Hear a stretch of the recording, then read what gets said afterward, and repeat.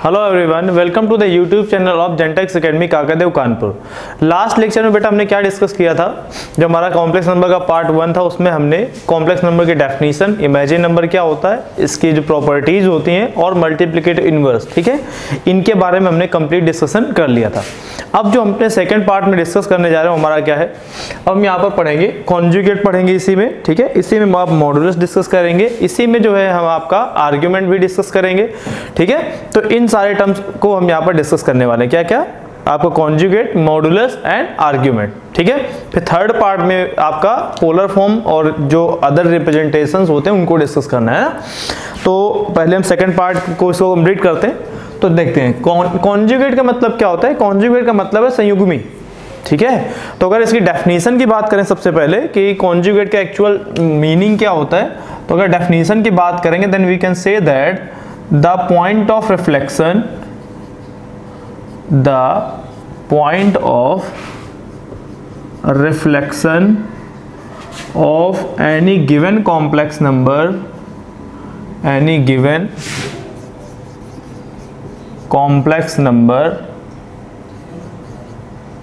about the real axis is called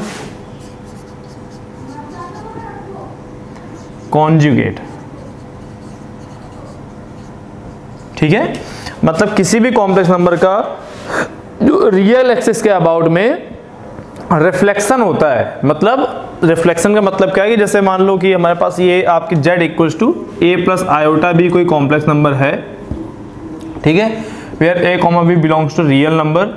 तो इसका जो रिफ्लेक्शन है उसको किस तरीके से रिप्रेजेंट कर सकते हैं हम। सपोज दैट ये आपका x है और यहाँ पर आपका x डैश है, ये आपका y हो गया और ये आपका y डैश हो गया। तो ये पॉइंट जो होगा 0,0 होगा। वैसे तो एक कार्टेशियन प्लेन है, ठीक है। बाकी जो कॉम्प्लेक्स नंबर का जो रिप्रेजेंटेशन होता है वो हमेशा किस में करते हैं, मार्गेंट प्लेन में करते हैं, जिसमें इस पूरी एक्सिस को हम रियल एक्सिस बोलते हैं और इस वाले एक्सिस को हम इमेजिनरी एक्सिस बोलते हैं। क्लियर है? चलिए अब यहाँ पर z equal a plus iota b को मैं यहाँ पर रिप्रेजेंट कर लेता हूँ। z इसका ऑर्डर पेयर आएगा a, b, ठीक है। तो देखिए रिफ्लेक्शन का मतलब क्या है, रिफ्लेक्शन का मतलब है इसको 180 से आप रोटेट कर दो, है ना। तो अगर इसके अकॉर्डिंगली देखें तो ये डिस्टेंस x होगी, ये y होगी, तो इसकी जो रिफ्लेक्शन बनेगी वो कुछ यहां पर ऐसे बनेगी, ठीक है। तो ये जो नीचे जो रिफ्लेक्शन आया है इसको हम बोलते हैं z बार।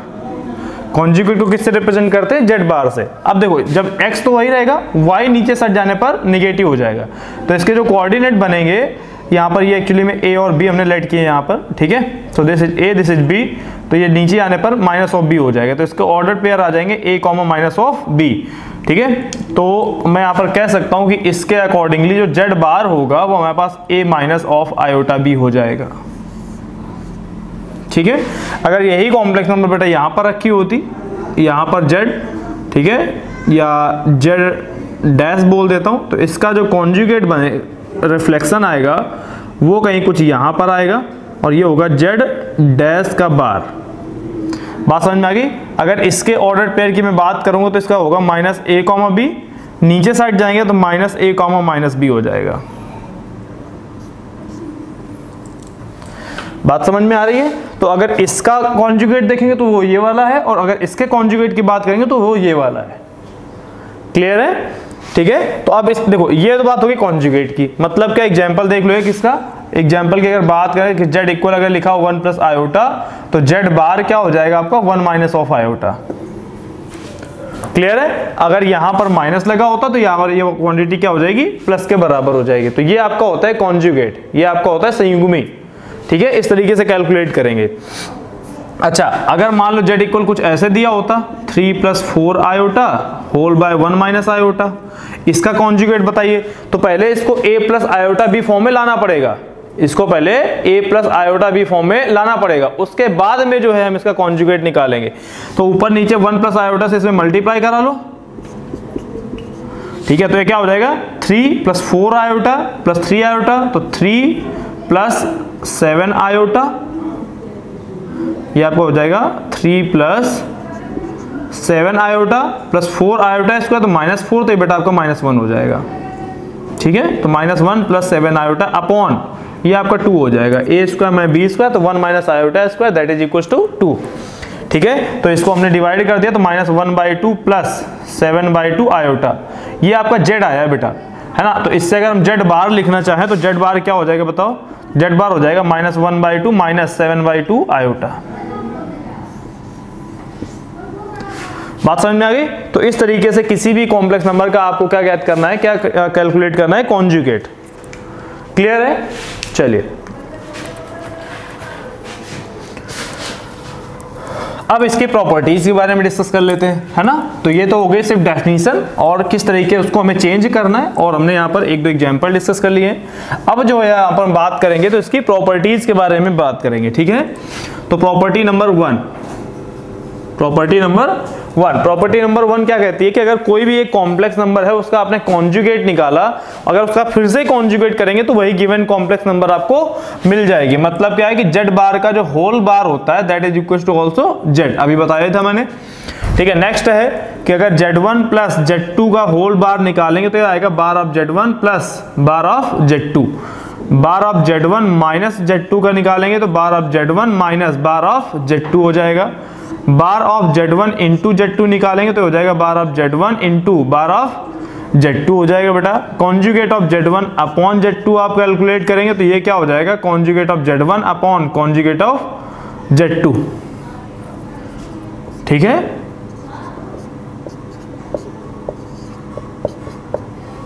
ये हो जाएगा, ये प्रॉपर्टी हो गई। सिक्स प्रॉपर्टी जो बहुत ही ज्यादा इंपॉर्टेंट है, इसको हम बोलते हैं कि जेड का अगर आपको जेड बार की होल पावर n लिखा हो तो इसका मतलब होता है कि जेड की पावर n का whole bar.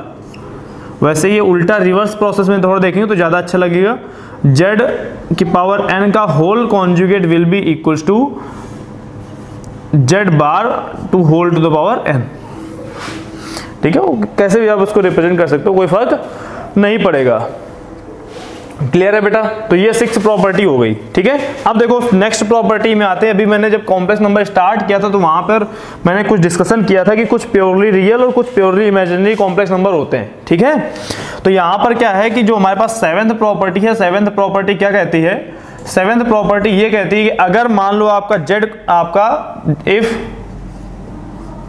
Z is a purely real complex number, ठीक है, कि अगर z आपके पास कोई एक प्योरली रियल कॉम्प्लेक्स नंबर है तो उस कंडीशन में क्या होगा बेटा। अब देखो प्योरली रियल होगा तो ऑब्वियसली उसमें इमेजिनरी पार्ट ऑफ z बराबर 0 होगा।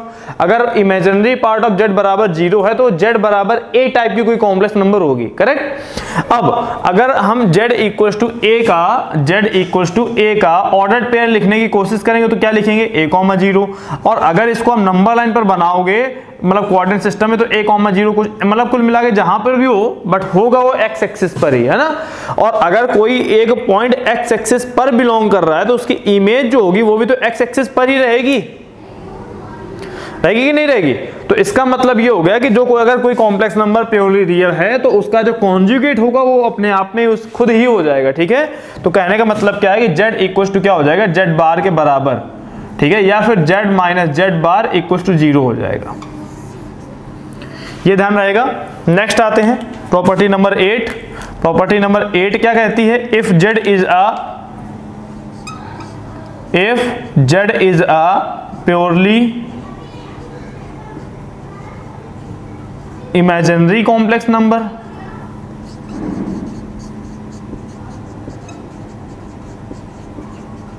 तब क्या हो जाएगा, z बराबर minus of z bar.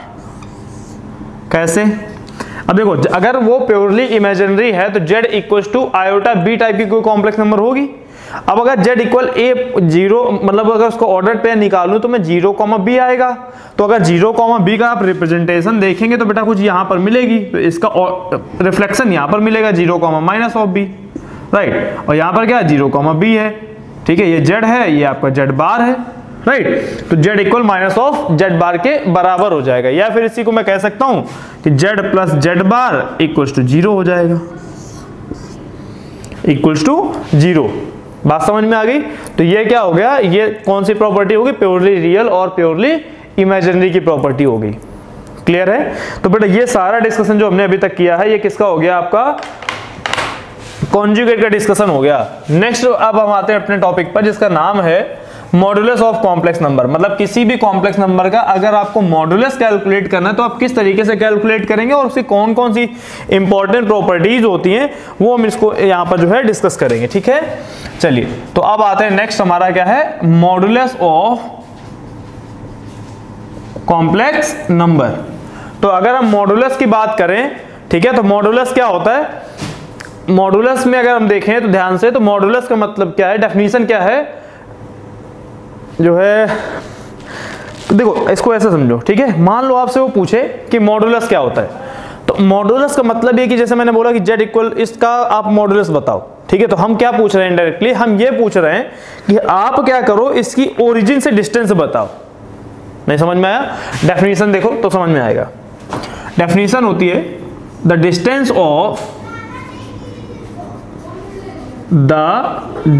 Of any given complex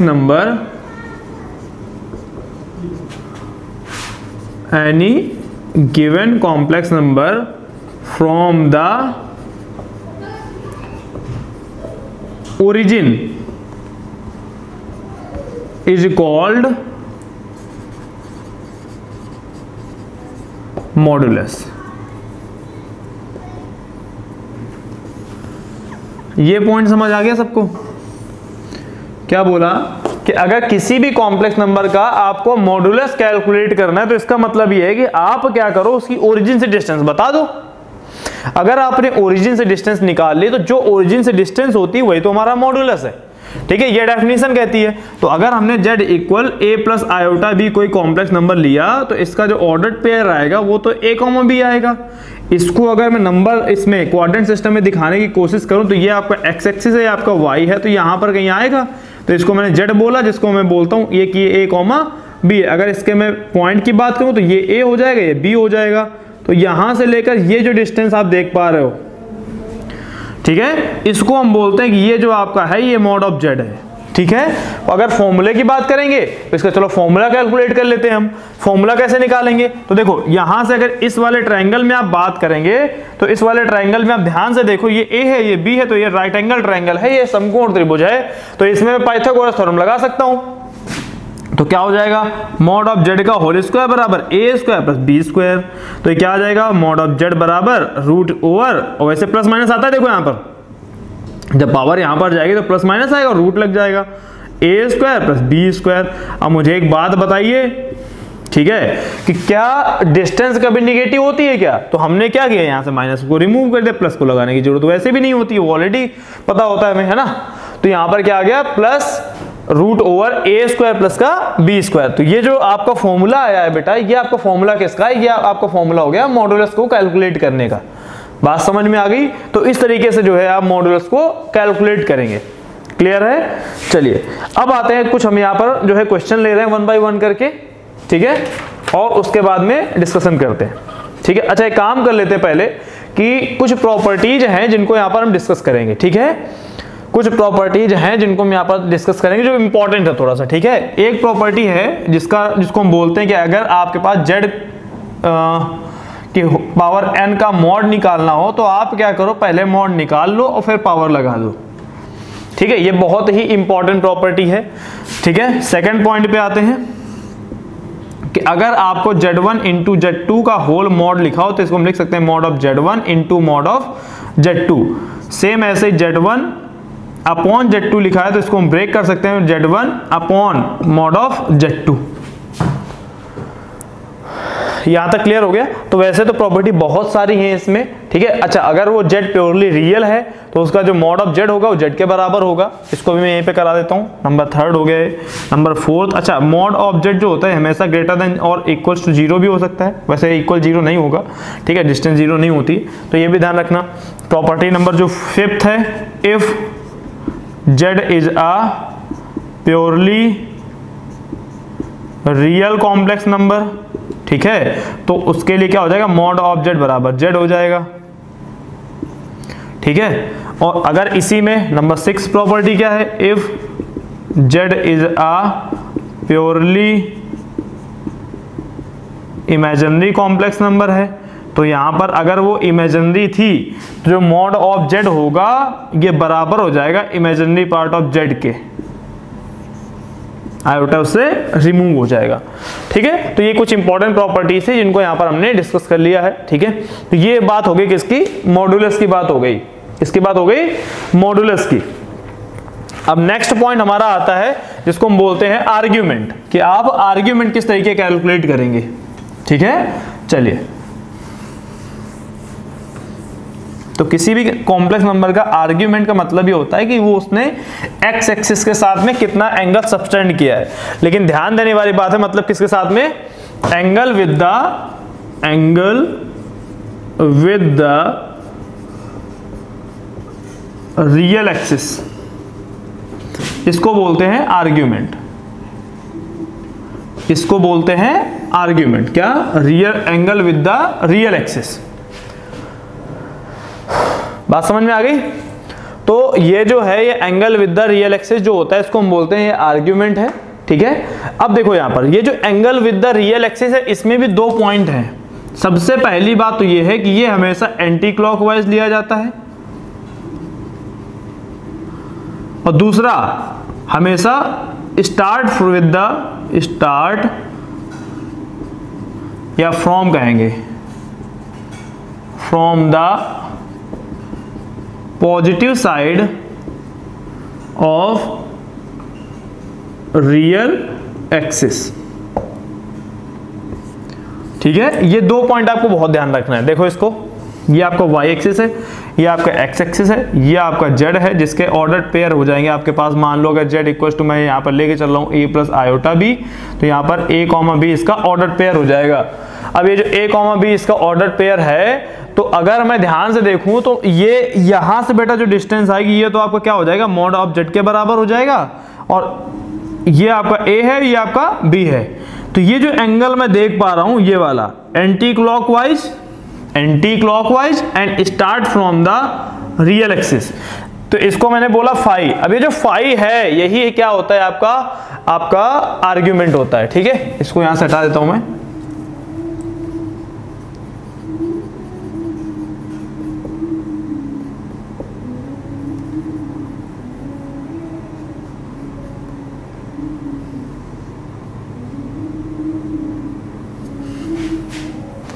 clear, तो ये क्या होता है, आर्ग्यूमेंट होता है। अब इस वाले ट्रायंगल में हमने अगर इसमें देखें ध्यान से, तो हमने इसमें फॉर्मूला लगा दिया tan phi equal b upon में a, तो फाई इक्वल क्या हो जाएगा, tan इनवर्स b अपॉन में a।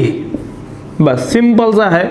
और एक बात, प्रॉपर्टी यहां पर मैं डिस्कस नहीं कर रहा, बट ध्यान रहे कि जो आपके पास आर्ग्यूमेंट की प्रॉपर्टी होती हैं ये सेम बिहेव करेंगी जैसे जैसे लॉग की प्रॉपर्टी होती हैं। ठीक है, कुछ प्रॉपर्टी अलग होती है, बट वहां पर आपके एयरफोर्स जो है एग्जाम में कभी भी इन प्रॉपर्टी का कोई भी बहुत बड़ा यूज नहीं है, तो आप इनको जो है यहां पर स्किप कर सकते हैं। ठीक है, तो ये आर्ग्यूमेंट की जो प्रॉपर्टी होंगी वो लॉग के तरीके चलेंगी, और ये फॉर्मूला होता है tan inverse b by a, मतलब इमेजिनरी पार्ट अपॉन में रियल पार्ट। अच्छा, यहीं पर अगर बात करें प्रिंसिपल वैल्यू की, ठीक है, तो प्रिंसिपल वैल्यू या प्रिंसिपल आर्ग्यूमेंट भी बोलते हैं, तो ये जो ध्यान रखो ये हमेशा 0 और 90 के बीच में बिलोंग करेगी। अगर आपका complex number first quadrant, second quadrant, third quadrant and fourth quadrant में, तो फर्स्ट क्वाड्रेंट में जो अगर मान लो इसका कि z है, इसका आर्ग्यूमेंट फाई है, आर्ग्यूमेंट फाई है बेटा ये आर्ग्यूमेंट। ठीक है, तो इसका जो प्रिंसिपल आर्ग्यूमेंट हो जाएगा वो भी फाई ही हो जाएगा। ठीक है, अगर वो सेकंड क्वाड्रेंट में तो ये पाई माइनस फाइव हो जाएगा, थर्ड क्वाड्रेंट के लिए फाई माइनस पाई होता है। ठीक है, और फोर्थ क्वाड्रेंट के लिए 2 पाई माइनस ऑफ फाइव होता है, और इसी को माइनस ऑफ फाइव भी बोलते हैं।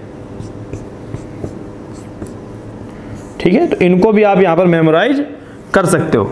ठीक है, बात समझ में आ गई। तो ये सारा डिस्कशन देखो, फर्स्ट क्वाड्रेंट में है तो वही जो आर्ग्यूमेंट है वही प्रिंसिपल आर्ग्यूमेंट है, सेकंड क्वाड्रेंट में तो जो आर्ग्यूमेंट होगा उसको आप पाई से सब्ट्रैक्ट कर देंगे, थर्ड क्वाड्रेंट में है तो फाई में पाई को हटा देंगे, और अगर फोर्थ में है तो आप 2 पाई माइनस फाइव करेंगे, माइनस ऑफ फाइव करेंगे। Is it clear? तो ये सारा डिस्कशन जो हमने अभी तक किया बेटा, ये किसका किसका था? कॉन्जुगेट का था, मॉडुलस का था और आर्ग्यूमेंट का था। वन मोर थिंग, यहाँ पर एक और चीज जो बच रही है, याद होगा मैंने लास्ट वाले लेक्चर में मल्टीप्लिकेटिव इनवर्स का एक फॉर्मूला जो है वहां पर डिस्कस किया था, ठीक है। और अभी चूंकि जस्ट अभी मेरे माइंड से स्किप हो गया, जब मॉडुलस की मैंने प्रॉपर्टी कराई थी तो एक प्रॉपर्टी उसमें स्किप हुई है, जिसको हम बोलते क्या है कि अगर आपके पास कोई कॉम्प्लेक्स नंबर ऐसे रिलेशन ऐसे लिखा हो कि z इंटू जेड बार, तो इसको हम लिख सकते हैं मॉड ऑफ z का होल स्क्वायर, ठीक है। z इंटू जेड बार अगर लिखा है तो इसको हम क्या लिख सकते हैं? मॉड ऑफ z का whole of square. Is it clear? कैसे? अगर मान लो हमने यहां पर बोला कि भाई z बराबर a प्लस आयोटा b है, तो जो z बार होगा वो a माइनस आयोटा b हो जाएगा। बोलो, अब a माइनस आयोटा b होने के बाद अगर मैं z इंटू जेड बार निकाल दूं तो ये a plus iota b multiplied by a minus iota b हो जाएगा। तो ये a square minus iota square b square, तो क्या हो जाएगा? a स्क्वायर प्लस का b स्क्वायर, क्या हो जाएगा? z इंटू जेड बार। अब इसमें मैंने रूट लगा दिया और स्क्वायर कर दिया, तो बात तो वही हो गई, ये बन गया मॉड ऑफ z का होल स्क्वायर। चूंकि स्क्वायर लगा के रूट लगाने पे कोई फर्क पड़ता नहीं है। बात समझ में आ रही है? तो z इंटू जेड बार बराबर मॉड ऑफ z का होल स्क्वायर बन गया। बात समझ में आ रही है? तो ये भी एक प्रॉपर्टी थी। अच्छा, अब इस प्रॉपर्टी का हमने यूज किया था कि जब हम mi ऑफ z निकालते हैं, मल्टीप्लिकेटिव इनवर्स ऑफ z निकालते हैं तो 1 अपॉन z करते हैं। अब इसमें मैंने कॉन्जुगेट से मल्टीप्लाई करा दिया, तो z बार अपॉन में z इंटू जेड बार, ठीक है। तो ये क्या हो गया? z बार अपॉन में मॉड ऑफ z का होल स्क्वायर, ठीक है। एक बार ये रिलेशन बेटा पेपर में आपके पूछा गया था, ठीक है, कि किसी भी कॉम्प्लेक्स नंबर का जो mi होता है वो क्या होता है, तो mi ऑफ z बराबर z बार अपॉन में मॉड ऑफ z का होल ऑफ स्क्वायर। बात समझ में आ गई? तो यार ये लास्ट डिस्कशन था जो हमने इस वीडियो में किया है, ठीक है। तो यहाँ पर हमने कॉन्सेप्ट अपने कंप्लीट कर लिए सेकंड पार्ट के। अब जो नेक्स्ट इसी सेकंड पार्ट का एक सेकंड पार्ट आएगा, मतलब जिसमें हम क्वेश्चंस को 1 बाय 1 करके डिस्कस करेंगे। बात समझ में आ रही है? सो जुड़े रहें चैनल से। Thank you so much, have a nice day.